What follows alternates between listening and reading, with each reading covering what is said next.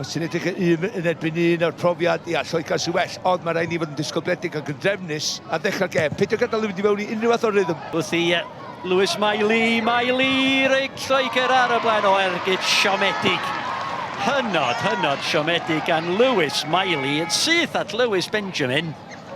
Mae'n bach o hwnna ni'n gwael.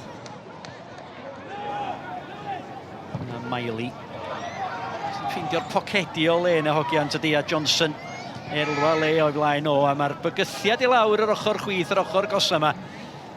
Yn y gwbl amlwg wrth i George fynd heibio i Parker. George yn fflachio'r ergyd ar draws y gol, ac os a rhywun yn heiddi gol, y gŵr yma ydi o mor agos i reid yr ymwelwyr ar y blaen. Y gic rydd i Lloegr.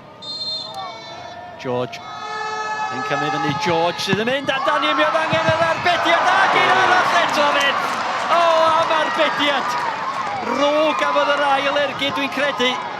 O, campus gan Lewis Benjamin yn y gol i Gymru. I rwystro nid unwaith, ond dwywaith.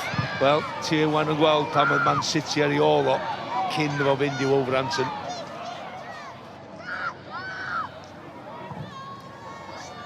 Bel i gyfeiriad Miley. O, Miley ni chyrraedd i. O, cyfle eiraid i Lewis Miley. A mae o di methu unwaith eto. Mae di ennill unwaith yn barod camgymeriad yn y cefn gan Braden Clark. A eto, ti'n mynd i benio hwnna cyn ti'n mynd i... Oherwydd fel ymosodwr lefel nesaf, mae o'n mynd o flaen di fanna. Dy o ddim yn ymosodwr. Diolch i ddew, Miley, chwaraew ganol cae. A mae o'n jyst o'r ei thrawsi ac ymmethu'r gol. Siawns da. O, dyma chi'n arall gan Lloegr.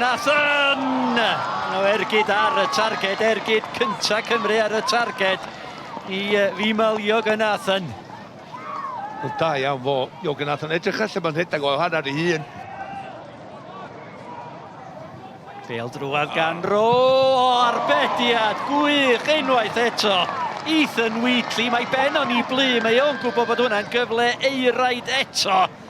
A mae'r golwr Lewis Benjamin yn sicr wedi cadw Cymru yn y gêm. Di sgôr ar yr egwyl. Yn sicr golwr Cymru, Lewis Benjamin.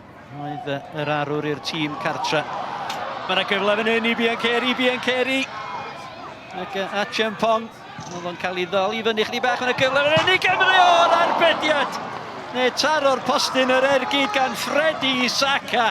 Cymru mor agos i fynd ar y blaen yn gynnar yn yr ail hanner.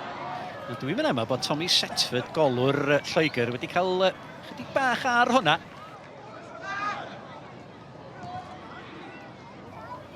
Cymru di creu llawer mwy yn y 4 munud agoriadol yma. Nathon nhw'n hanner y gyntaf yn ei gyfanrwydd, ond y sôn am greu. Dyma Tyreek George. Troi naill ffordd ar llall. George ar ergyd! Ac yn fflachio ar draws Ol Wilson i hunan yr hanner cyntaf hefyd. Mae wedi bod yn arbediad eto. Yn ditad mae ar ei ffordd i mewn i gornel. O'n i'n ama bod wedi cael rhyw fath o fus iddi. Da ni tyfu fewn yn y gêm. Mwy o hyder. Achampong, da ni wedi gweld yr rhediad yna sawl tro. Bale yn disgyn i Wheatley! Ethan Wheatley! Y rhediad gan Josh Achampong. Ac Ethan Wheatley ar fenthyg yn Walsall o Manchester United. A dyna chi i gôl gynta yn lifrau Lloegr dan 4-5. Wel, mae'n rhaid i ddeud i hwn. Achampong, mae'n rhedag 50 llath.